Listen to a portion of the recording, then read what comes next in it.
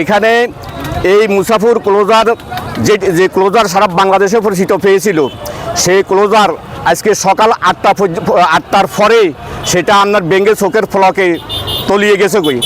এবং নদীর পশ্চিম পাড়ের যে মানুষগুলো এই আশ্রয় নিয়েছিল আগে, এখন তারা প্রাণের ভয়ে তারা পালিয়ে যাচ্ছে। এখন যে জায়গা আপনার দূরত্ব দেখা যাচ্ছে, এই দূরত্বের জায়গা আগামীকাল সকাল 6টা পর্যন্ত থাকবে না, এটা 100% শিওর।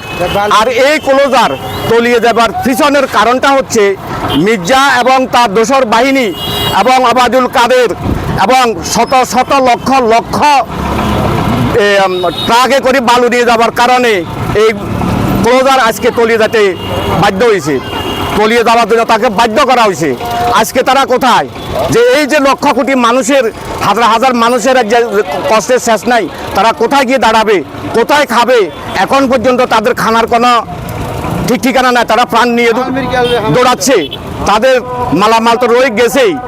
এবং তারা আজকে যদি এই বালুগুলা না নিত, তাহলে আপনার এই ক্লোজার আজকে চোখের ফলকে চলিয়ে যেত না।